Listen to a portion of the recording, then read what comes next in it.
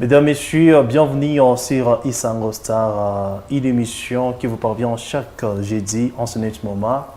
Welcome guys, wherever you are watching us right now. My name is MC Jig Blue and I'm joined by my co-host Sangwa Pia. Sangwa Pia, good evening. How are you? Good evening, Jig Blue. I'm very fine, thank you. Are you okay? Yeah, I'm great. All right. How was your day? Hectic. In Hectic? few words. Hectic, very hectic. Yeah. Sure. Extremely. All right. Thank you so much. How was yours? Mine was fine. Very fine, of course. Good for you. So without wasting our time, we have our special guest Yes. of this evening. Indeed. And let me give you that opportunity to introduce our guest for this evening. Come on, please. Thank you, MC Jig Blue. Yeah. So, as you guys always know, every Thursday we welcome a new exceptional guest, and the exceptional guest of tonight goes by the name of Mr. Domefafa Clement Atisso. Mr. Domefafa Clement Atisso is an engineer by training and an expert in international development. He brings together more than 14 years of experience in managing programs on a global scale. A former selection and outreach senior manager at Rhodes Trust, based at the University of Oxford in the United Kingdom, he helped broaden access to one of the world's most prestigious scholarships for thousands of young talents, particularly across Africa. A specialist in higher education, leadership, governance, and sustainable development, Mr. Domefafa, he embodies an inspiring path that bridges academic excellence, commitment to Africa, and global impact. He is Ghanaian, British, fully bilingual in English, and French, and join us today to share his experience his advice and above all his vision for African youth. Ladies and gentlemen, allow me once again to welcome Mr. Domefafa Atisso. Welcome, sir. Thank you. Yeah, that was a nice intro. Thank you very Good much. one. It is your How do you feel? introduction. I was about to ask you, when someone is talking about you, all of what she said, it is you, or there's something she adds. I think when she was reading it out, it's like you're looking at what she's reading and then you're looking at yourself. You're like, am I the one? Am I the Oh, only yes, one? you are. Yes, of course. You are, and you need to take the credit for Of it. course. You are of the course. So, one. yes. So, and thank you so much for the beautiful intro. I hope that everyone around here and everyone who is watching us will be inspired by you and your Yeah, path. of course. And I'm so also surprised to hear that he's bilingual. So he can Indeed, speak, right? he can speak both languages. Can you Yeah. imagine? How is it possible? So it's possible because of my childhood. She rightly, as she said, I'm a Ghanaian by nationality. That's my origin. Before I took up the A British Ghanaian who nationality. can speak A French. Ghanaian. I So know, yes, so you grew up between the border between Ghana and Togo, and so Togo is Oh. francophone, and so Yeah. you end up picking up the language as you go along. All right. And so that's how I became proficient in both language without even knowing you are growing up. And so that's how it happens. And so, but still, I retain my Ghanaian roots and origin. All right. That's so very rare, though. that is good. Rare, extremely. Are you agree with me? Very rare, Yeah. extremely rare. I've never seen a Ghanaian speak French. I agree This one with is you. the first. I agree. Are you many? Many Ghanaians can speak French? So those who grew along the border side, either between Ghana, Burkina Faso, or Cote d'Ivoire. Ghana is surrounded by Yeah. It's on the- Cote d'Ivoire, Burkina on top, and then Togo on the side. Those alongside can speak French fluently, yes. So if you come across some of them, they can, but those who are in the interior cannot really Yeah. do that. Yeah. Back then, let's talk about your childhood. Yes. All right. Ready? So tell us, how did your childhood shape the way you view effort and success today? So I guess my childhood was like any other normal child. You play football, you kick ball, you go, you do that all Yeah, those of things. course. You play in sand. But again, the thing that really got me grounded was especially my mother. You know, she's an English teacher. Oh. And so there was no way you're going to be playing in school or saying you come back home with your card is not looking good.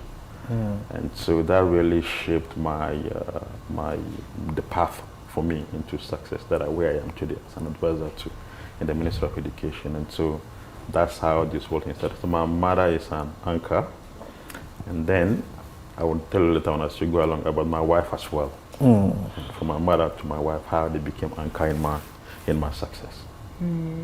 All right. So when you were young, so I want just to understand very well. As you say, your mother was a teacher, or she's still a teacher, English teacher. Retired. Yeah. Oh, I'm sorry for that. So, how was possible for you to have a mother who was English teacher, and in other side you are learning French at the same time? So that's the point, right? So she had a vision for me and for her children, and so she made us learn both language at the same time because she can also speak French and English. All right. Very well. And so she's highly educated. She got masters back in the days, and so it's very important. The level of education of your parent also determines your path. Of course. For the future, for the near future. And so that's what put me at par with most of my mates or my friends that I've been to school with. All right. So apart of French and English, there's another language you are speaking? My local language, which is Ewe, E-W, Ewe. Ewe? I speak Ewe, yeah. What is Ewe? Ewe, that's my local How language, do you say- like you have in Rwanda. Yeah, like in Rwanda Exactly. here. So So how that's do you my say, local we have, in this show we can learn also something. Yes. How do you say good evening in your, what again? Ewe. Ewe. Yeah. I say Wetronami. That's one I Tell can't. them. Say Please. Wetronami. With Tronami. Yeah, that's good evening to you all. Return me back. Yes, All right. that's right. All right. So tell us about the foundation of your personal discipline. Try just to share with us. So I will share with you, I'm a former seminarian. Oh. Yes, I've been to the seminary, and so I've been to a minor seminary, and so when you get in there, the level of discipline, as you can imagine, is very strict. Yeah, sure. But for me, I came from a house where discipline was number one. But again, by the time I was going to the seminary, it was just nailed in, and so. The life is you wake up 5 o'clock in the morning, you go for mass, you come back, you go for your breakfast, then from there you go to prep, you go for classes. So it was very clear, like military, sort of training. And so discipline started from there. No. And then eventually that permeated into your life, even if you go to the university eventually. So that's how it started, the level of discipline. All right. As according to you, how can you explain discipline to this young generation are watching us right now? What discipline can help you in life? So, discipline is the opposite of distraction. If you're not disciplined, you get distracted. Yeah. Indeed. And that is the main problem with the youth, especially young men. You get distracted because a friend comes and offer you something, and offer you something that is not good, but you still like drugs, or you still go for it, or offer you alcohol, then you still go for it, things like that. Then slowly, you keep going down the hill. And so, if you are not disciplined, then you get distracted. And when you get distracted, there are consequences for both actions. So either you are disciplined or you are distracted. So, but you have to make your choice at some point and know which way to go. Okay, I will come back. Yes. So at what point in your academic journey did you realize that you had to be disciplined and more strategic? I think from the minor seminary, even from primary with my mom, it's always rigorous. But again, once you get into the seminary, I remember very well. We used to have teachers. Yeah. You know, you don't have teachers. The resources were not there. But I remember what we had were books. And I don't remember vividly because every seminary you have a rector. Where at some point, maybe we don't even have a supervisor, we are doing an exam. They come, they give us the papers. We write the exam ourselves. We collect it and take it back to his office. And so that's the kind of discipline I'm talking about. But again, we were very few in the seminary. We were, in my class, we were 56. Oh. And so it was very decent. So the discipline was there. It's like you have to just, and we're too proud to look at each other's script. Right? No. We didn't want to do that. So that's where I started from. That is very nice. So when did you know that your choices that you were making had to be strategic? I think I know that when I got to the uni, and after I finished my bachelor's, I did physics. Oh, okay. I did physics, and I did physics because I wanted to be a pilot. A pilot? Yes. All right. And then I went to the army to ask them, what exactly do I need to become a pilot? I went to the barracks, and they told me that you need to do physics or mathematics. So when I was going to the uni year one, I was clear where I wanted to go. And so that started becoming strategic about where I wanted to go, where I wanted to end. But again, once you finish your studies, I got a first class. Oh, wow. And my HOD called me and said, yeah, because it's awarded. Yeah. Don't forget, the classes are awarded. It's not, you don't earn it. You have done the coursework, but the degree is awarded. Okay. So and he called and said, look, what is the plan? And I said, I want to go to the army. He said, no, we will give you a scholarship. You can go and come back. That's how I got switched off. All right.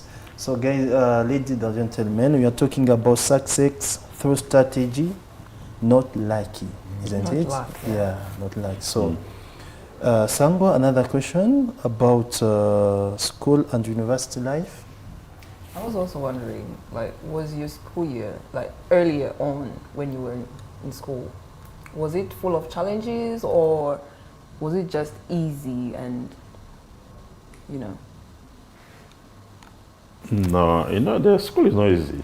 School not easy. That is Some true. people say that it is. Experiences not- come different. Not for anyone. I mean, if someone say it is, maybe, I'm not sure what they are doing there, but to sit down and read and learn and understand some of these ideas that are, you know, developed by these added physics, so difficult equations, I think it requires you to be quite rigorous in what you are learning, because I was told in my university there was no way I was going to get a first class. It's just impossible. Yes, but you have to just. I had a senior who mentored me and said, "Look, you can do it." He did computer engineering actually. He was a year ahead of me and said, "You can do it." He also got first class. He's now with the UN. But again, there was that kind of environment, people to encourage you to be rigorous and say, I've done it, you can also do it. And that's how everyone needs. All right. So compared to back then, and actually, there's no more challenge like when we were in university. So I think nowadays the school is becoming very easy. Things are easy compared to the past. How so? Yeah. How? Because now you can see those international school, the way the students they are learning, it's not compared to us when we were young. It's very easy for them. So they are using this system of Cambridge. Cambridge system. Do you know that system?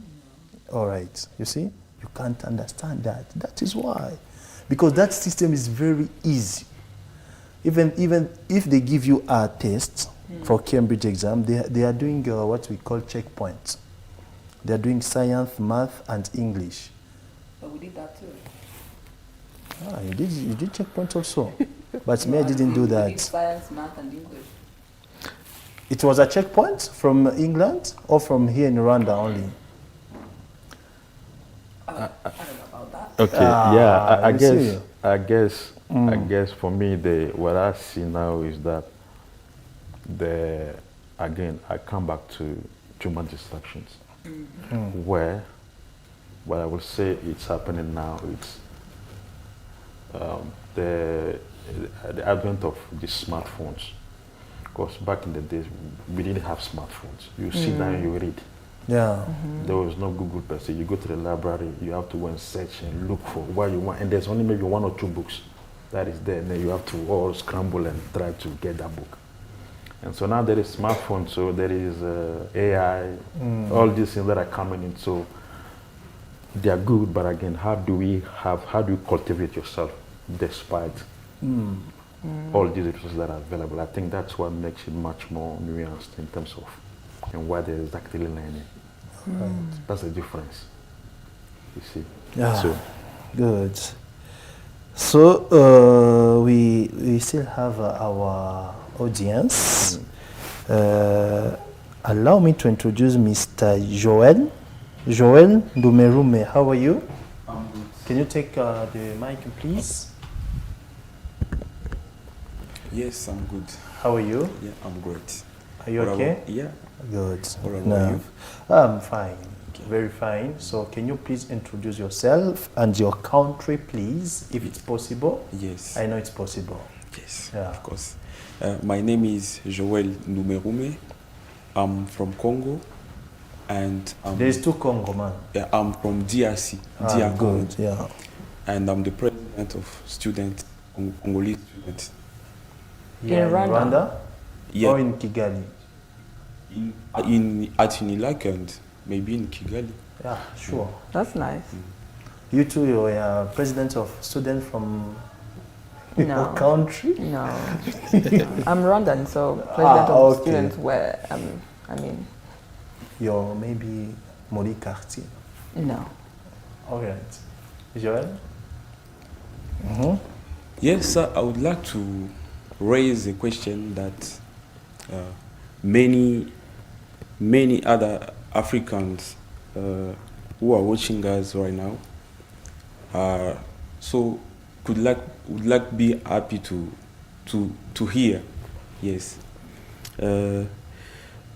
The question is, considering the economic and social challenges many young Africans face, how can they build lasting success by using strategy, discipline, and vision instead of waiting for lucky opportunity? thank you. Yeah. That's question. And we are talking about success through strategy, not lucky. Not luck. Joel, are we together? Yes. We're in the same topic, I think so. Yes, it is All something right. to- We have Mr. Fafa here. Don't worry, he's going to respond to you. Thank you. So, I will say this with my own example, because I've been on scholarships here and there. And I set out myself, I'll give you 2 examples. Number 1 is that my first scholarship, I got it through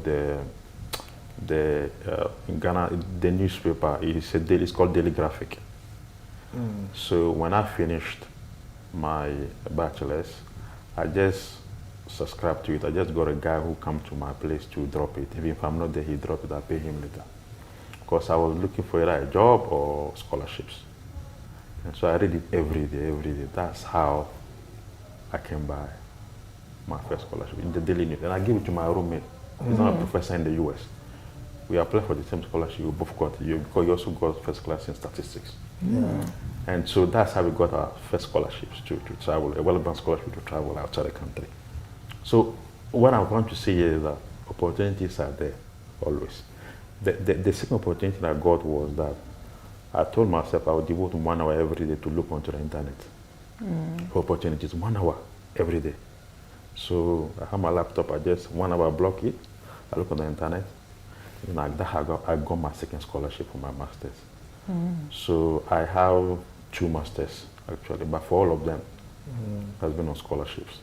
And so I always telling your colleague earlier on that you have to, opportunity must meet hard work for you to go together, So you work hard, but I can always look for opportunities that are coming up, and then eventually one will pass in front of you. Always. But there's always chances. Always. So that's what I would say, not to wait for luck per se, but again, always look for ways and means to get through. And eventually God will bless. Yeah. So maybe which strategy we can use to get those opportunities? Because they can be there online, you can see them, but which strategy are we supposed to use and to get it back very well? Or what we want to have? So, in terms of strategy, know what you want. What do you want to do? What do you want? Start from there. What do I want? And then what is available? What can I get? Or what can I start from? Who can I talk to? Who can I engage with? And don't be afraid to talk to people. I know you talk to people. Ask them. The only thing I can say is a yes or a no to you. I know, right? Is what? The worst they can say is no. It's in my those who do software engineering, it's a 0 or it's a 1. That's what we say. It's a 0 or it's a 1. There's no in between. They can say, oh, I want to help you. No, I don't want to help you. Okay, but strategy is that number one, what do you want yourself? And from what you want, assess what are your chances or your opportunities of getting into this or getting into these institutions or getting that or that. And then you start working towards it. Some might take you a year, 2, 3, but eventually you have a purpose in mind that you're working towards. You are very clear with that. Yeah, good. Ahmed, I know you have another question, but you will ask after. I know usual. Ahmed? Yeah, it's Hassan. Hassan. Hey, is it Hassan? Yeah, From Chad? yeah, from Chad. Oh, all right. Can you please introduce yourself? Yeah, I'm called Hassan Abanga Ali Ramadan. I'm from Chad, and I'm a second-year student of economics. And I'm the first vice guild president as well for the student union of UNILAC. Well, So today we have, this evening we have a president. Executive leaders. That is good. Very nice indeed. well, my concern is that in a culture that constantly celebrate hustle and long hours, how can we truly distinguish between a work that is merely hard, driven by effort, endurance, from a work that is genuinely strategic, guided by clarity, intention, and what they call it, and deliberate impact. Thank you. That's it. Thank you so much for your question. Yes, sir. I guess this goes back to my earlier what I just said in terms of what do you want yourself, because I also remember, I mean, when I was in the UK working on scholarship for African students, in the essay there's a part that is called personal statement, and you have to say what you want the scholarship for, and it's very rigorous because it's to get into Oxford. And I realized that most of the times African students just try to write something like they don't have any vision in mind or purpose. And so it's very important, as I said before, to start with what do I want? Dream big, don't worry, just dream what do I want? Or I want to be president of this country or that country, whatever. I want to be director general for this, so that's have a purpose in mind. And so now you begin from that angle to say, look, from what I'm seeing or what I have in front of me, I can achieve that, or I can go this direction, I can go that direction. And then some of them, you can only judge yourself by hindsight. When you look back, you're like, actually, I made this decision. I thought I was foolish, but again, it was good. You know, but again, what I always tell candidates is that don't tell yourself you cannot do it, or don't even self-exclude yourself before you even try. Try to apply for scholarships. They might get rejection. Okay, fine. Keep trying again. And so that's what I'm saying. Hard work and opportunity are very important to go together. They go together. And so, yes, I get your point of we can work hard, but again, opportunity never comes. But again, how are you trying to work both together? They're very important too. And there's no formula for it. You have to do it on your own. You have to do it on your own and then get it right. Good. Are you satisfied? Yeah, thank you. Is that helpful or is that helpful? Yeah, it has answered like my concern though. All right. Can you Thank please you so pass the much. mic to the lady in the room, please? Introduce yourself, where you're from, Hello. and pose your question. I'm Hi. Umni Abdel Wahab. I'm from Sudan. Yeah, and I'm a software engineer student. And my question is, what do you consider the key pillars of a strong personal success strategy?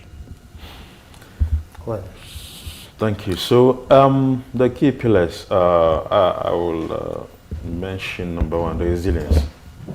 Resilience. You have to be very resilient in what you are doing. You have to just believe in it, that you are doing it right. You have to believe in it, because my mother always said, if you don't believe in it yourself, who is going to believe you? Indeed. You see, you have to be confident, even at times your mistakes. You have to be confident in it. And I've seen that in so many boardrooms. You see this CEO talking, but again, they don't know what they're talking about. Because they are confident in what they are saying, you just believe that, oh, this is true. But if you can check later on, it's not really true. That's one, resilience. And number two is your mindset growth. Like, try to grow your mind all the time. Try to cultivate yourself. Try to read. Every day I try to read to see myself like a page or two or three before I go to bed. Try to cultivate your mind. Read widely. That's one thing. And then number three is your support system, your environment. The kind of friend you hold around yourself and you entertain. Those people can elevate you or still bring you down. yeah. That's very important, your environment. And your environment has also got to do with your partner. If you get married, whatever it is.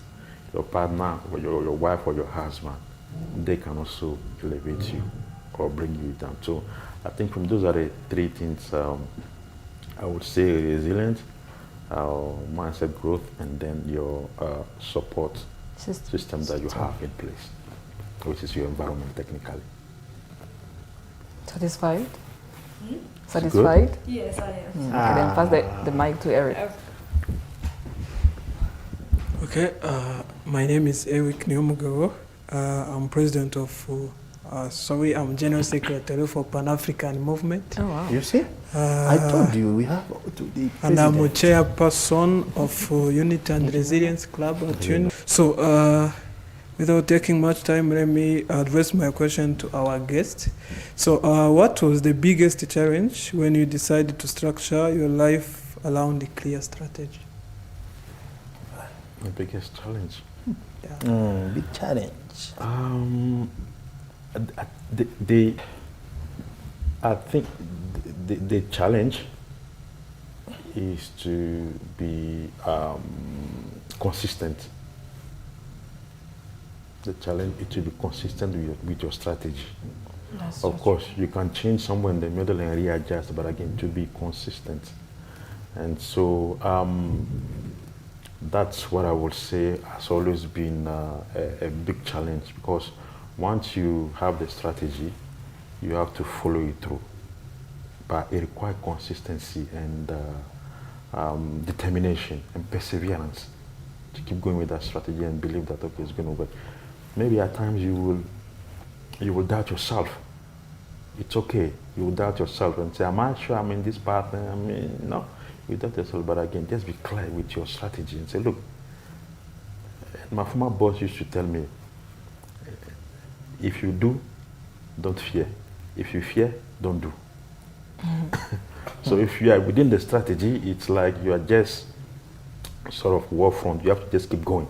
You are not going to stop because things are falling apart. You keep going with that strategy and see where it's going to take you. But again, evaluate yourself. Give yourself some breaks at times and see, look, how, am I okay? Am I doing? There will be doubt, there will be cheers, there will be sweat. But again, yeah, it's life. So you just have to keep encouraging yourself to keep going, yeah, further and further. That is good. You said if you I don't. think He said if you fear, do, don't do. if you fear, if you do, don't fear. If you fear, don't don't do. do. But then again, Or- that reminded me of a word. Someone told me that when you feel like you are at your highest point of like anxiety and everything, that's actually when you should push yourself to do that thing even more. Do you think that's a lie? When you are at what, at the highest? As in, when you have that anxiety, as in you are scared of doing that particular thing that you want to do, regardless of the fact that you know that that thing is good or that thing is, maybe according to your research, you think that it will be good or beneficial, but you have that certain level of anxiety that's killing you. Someone told me that that's when you should actually do it, No, without you have even to thinking push. twice about it. Yeah, of course. Okay, so it depends on the context, right? Context is very important here. Yeah. If you, let me give an example. If you're about to jump a cliff, off a cliff, and you are, even if you have a parachute, you are still worried if you jump the parachute. You know, you think of all the sequences, but again, if the context allows you to go for it, then go for it. Yes, that's what I'm saying. If you do, don't fear. But if you fear, don't do so. If you're doing it, don't be afraid. Go full. So you have to go for it. Full throttle. Just go. But I That's- was wondering also, why do you think that luck alone is not enough to succeed? So luck alone is not enough because, I mean, my own example, yes, you need hard work. And hard work will put you in the room, but luck acts as a providence because I believe in God. Providence will put the right people in the room with you. Indeed. You see, they are two different things. You can be in the room, but in the room with the wrong people. And I don't know if you walk out again and then the same person you came back. If you happen to be in the room, for instance, I'm giving an example with a minister or somebody high level who there you go. Or a professor who just you engage with them, you had a chat with them, and like, no, this kid is very interesting. I'm going to pick you up. Then you are gone. Then your hard work has brought you to the right people. And so that's how it's very important that providence or luck is not enough. But again, you need to also meet or be in the room with the right people for you to go up. All right. Thank you so much. Yes, Eric. Another question? Yeah. So many youth in Africa, like let me say youth because we are here as youth, we like to use shortcut when we want to achieve something which is big. So let me say bad way for achieving what we want. So as an expert or as a professional who sit here like today, so what do you think about that? Maybe is it because of knowledge, or is it because of do not satisfied for what we have? I mean, what I would say, first of all, to start with is that in education, there is no shortcut. In education, There's no shortcut. you have to sit down and read.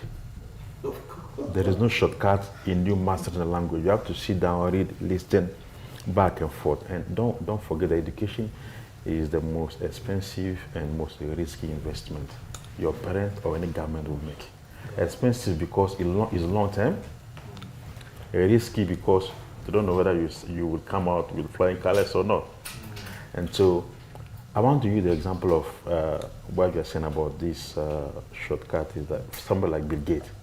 Alright, people will say, no, he didn't go to school, he didn't get a degree. But the full story is that someone like Bill Gates, he used his father's garage to start Microsoft. Now, me and you, what is our father's garage as African kids? What is that garage? You know, he had a place to start with. So our only thing we are left with is education. That is our garage where we can start from. And so when people say, oh no, so and so drop out of school and then he's a millionaire, I say, look, fine. But he had a father's garage where he started from. And so it's very important for you to differentiate between people who had some level of privileges versus you not having, because your only privilege is education. Of course. That's the only way you can get out of all these messy things if you come from a very poor background. And so it's for you to really be intelligent enough to tell yourself, look, I have to keep going, even though some things are hard or there are difficulties, but again, I have to keep going. Because somebody had a garage to start with. You have no garage. You don't have You a don't have garage. that. You don't have a garage. You don't even have a bicycle. Okay, we have also to find our garage. Exactly. If he's there, it was his father's garage, not his. Don't forget. You see? So the father did something that he used, and if he got a loan to start with. So things like that is very important to know the privileges that people had, and before they say that, oh, he didn't go to school. Who told you? He got the place to start with. So it's very important to know that. Okay, Joel? Yes, I would like to ask, can a strategy fail? Can it fail? Because now we're talking about strategy, and you didn't say if a strategy can fail or your strategy can be bad. And if it can fail, what can you advise to those people who are failing in strategy? Thank you. That's a good sign. That's a good question. Sure. You know, strategies always fail, always. But it does. It's life. You know, it's not always say that success is failure turned upside down. Don't forget that. And so your strategy will fail, as I said. I mean, I just mentioned it quickly, but it will fail. But it's up to you to midpoint. You evaluate yourself and tell yourself, okay, where I find myself now at this level, are my strategies working? Is it taking me somewhere? Otherwise, there's only a fool that doesn't change their mind. So you have to be agile enough to say, okay, where I am now, I need to change maybe some few things around the place. Even in football, you know, your football, the coach will come and change the players from time to time to make sure they score. You know, your tactics, how you are doing it is very important. So you review according to how you are looking at the situation, and then you go. Otherwise, if you don't change your mind as well, then you are bound to also fail. And so yes, I agree with you, I hear you. It fails, but again, hey, it's life, so you have to find a way to, again, get through. Build yourself up again. What can be the motivation to make your strategy work? Which kind of motivation could you use to make our strategy work? So I think your motivation is a fuel, right? What is pushing you to the drive? That's your motivation. So if your drive is, for instance, to get a first class, for instance, in yourself, I'm giving an example. In your course, then again, what do you need to put in place to get a first class? Do you need to sleep less hours? Do you need to go to friends and borrow or buy some books that will help you read more? Do you need to team up with a friend who knows the subject matter very well and then who can help you build?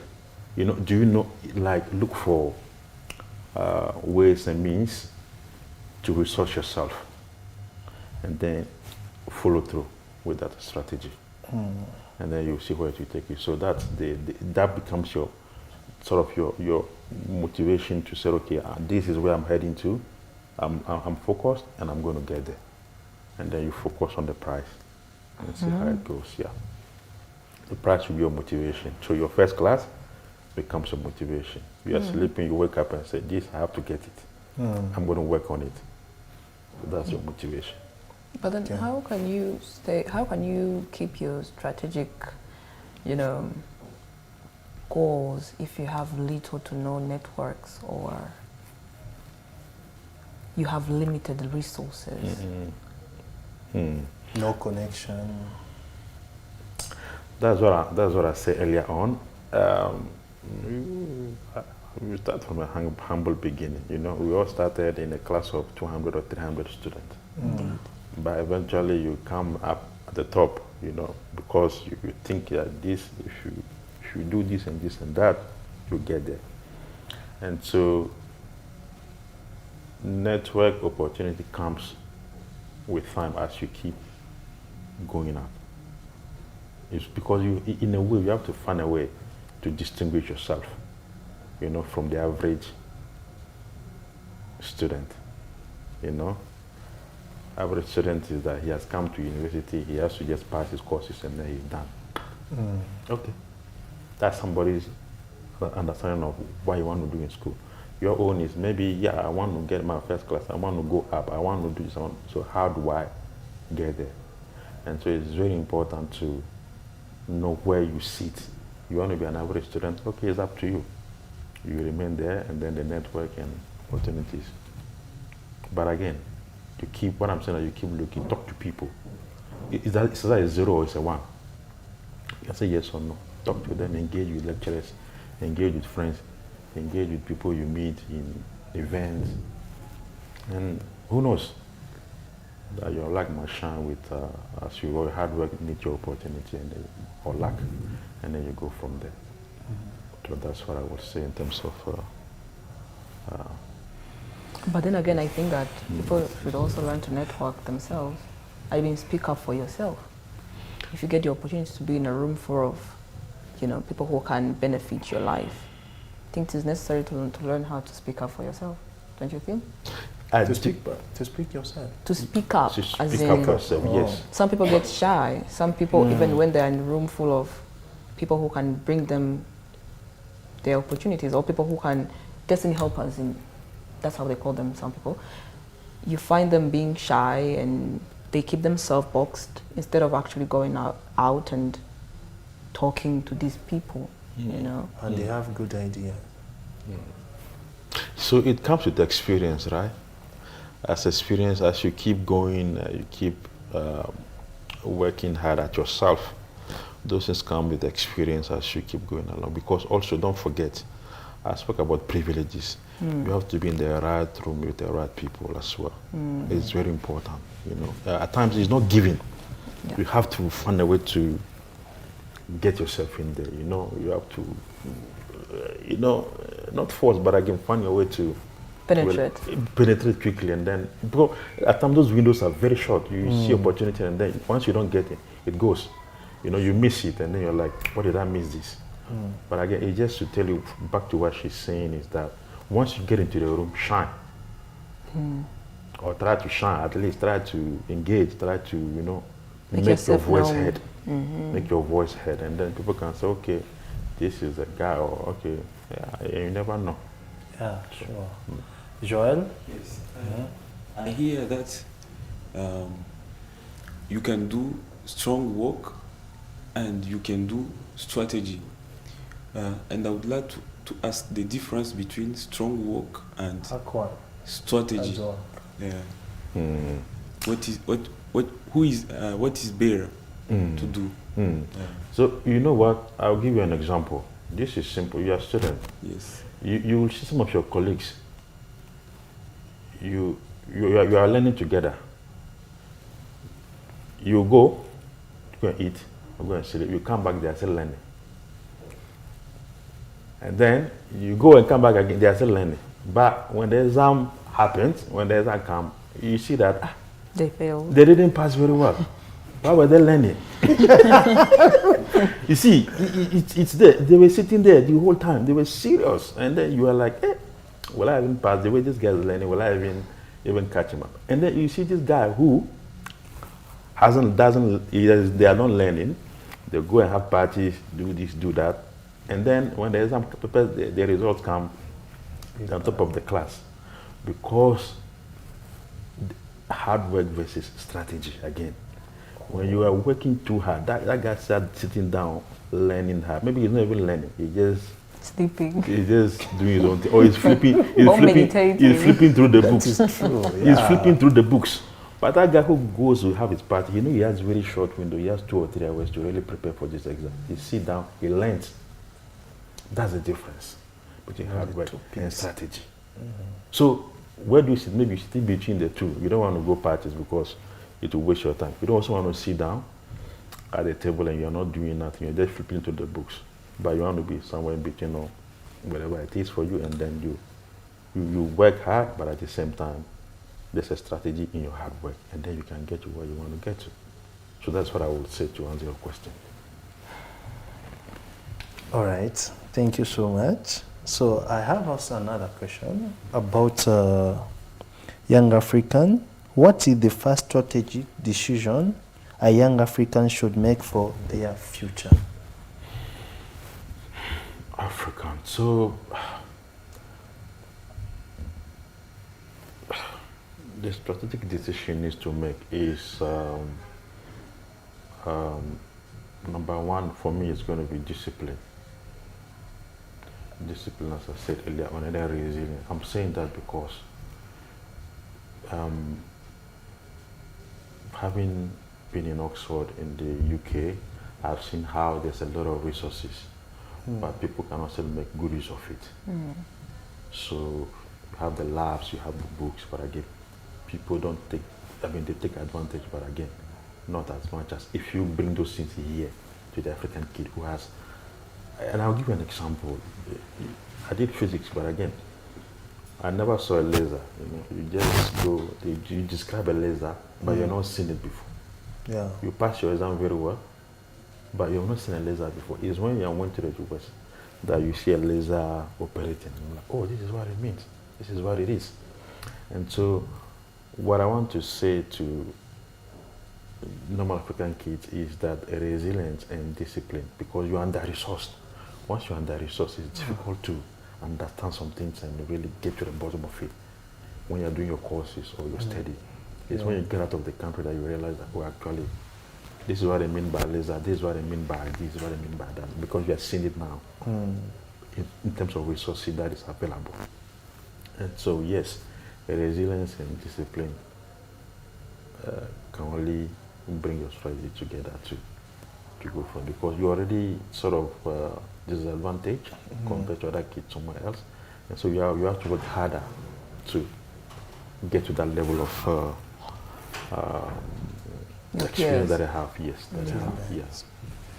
All right. Eric, the discussion is open, so if you have any question about what we are talking about, you can ask. Yeah, thank you for another opportunity. My question is also, say, according to family background. So we are living in different life. In Africa, you have like maybe let me say a problem. On 5 years old, I was dreaming to become president. On 10 years old, I say I can be the vice president, no problem.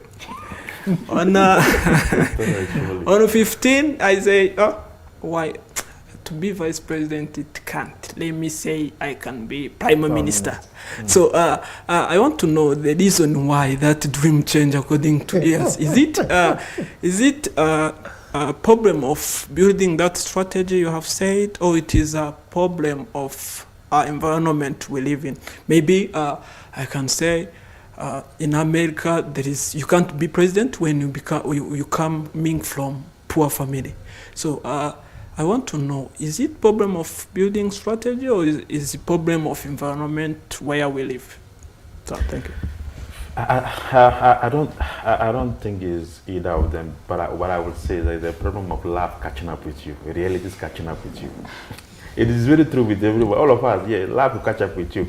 As you keep going up, you realize that, okay, what you want to do and what you want to achieve, it's not very obvious. But again, today you are president of what? Of one of what? President of Unity. You see, Yeah, you have a you are president. already Your name. It's a good start. It's already a good starting point. I tell you are president. So President of Nation, like. you see, there's a president in your name already. So it means that you still have it at the back of your mind to get there, Yeah. which is very fundamental. If you are not, if you're just a lambda or average student, that would have been different. But you are president, so it means that your strategy is still somehow clicking in here, and it's sticking. So you're still very young. You never know, how things will work out. And so what I want to say is that I don't think there's any problem at that level. The only thing is that is, as I said, it's focus. Focus. If you want to get there, work towards it. Start working towards it. Start thinking about it. Start dreaming it. And start saying, okay, even if you dream it hard, even if you want to be the president and eventually you're a prime minister, you are still part of the government. You are still, that's what I'm saying. You are still there. You are still in charge. You are still the one calling the shot. So it's very basic. So for me, where you are now, it's a very good start as you are a president or whatever student union you are. It's a good start. So I think just keep it up, keep going. And you never know where those things are. Maybe those you'll things be a take you. president after 10 Maybe. years. You never know. Maybe Mr. Jimbo have said things called connection.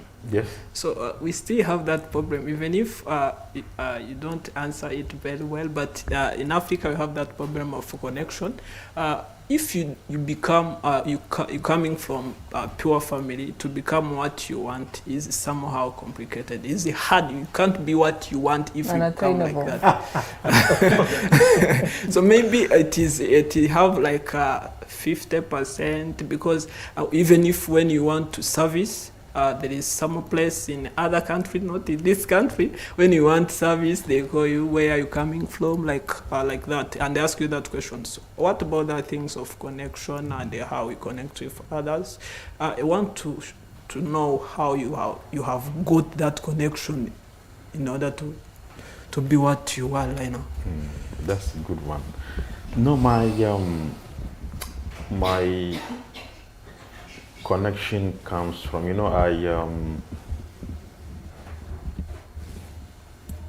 I built my life around it because I'm man of seminary. I built my life around the Bible, the church, and so you are in the choir or you are in meetings. Because I was also I belong to what we call the International Movement for Catholic Students. I was one of the leaders in it. So that's when my network started expanding.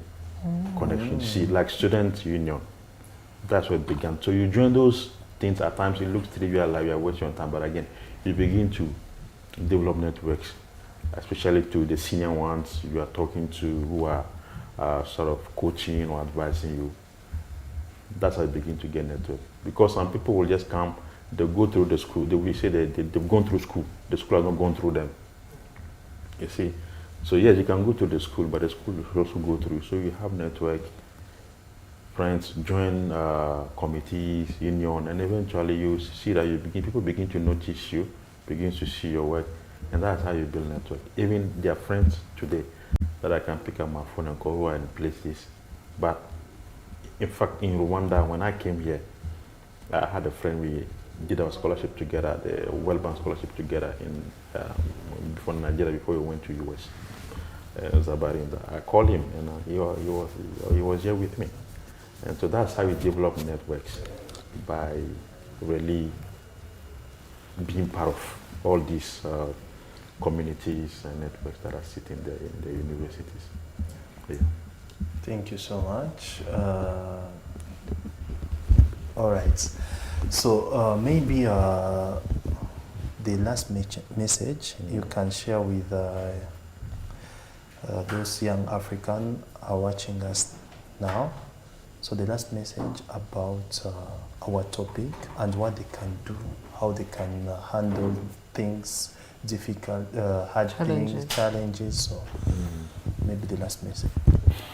So I think with my experience as someone who has managed scholarship in the University of Oxford, I think my message would be to keep working working on yourself as an individual, especially when you're in school. Take up opportunities and chances that come your way. Don't, and whatever you are doing, do it very well. You see, we have this tendency of embracing mediocrity.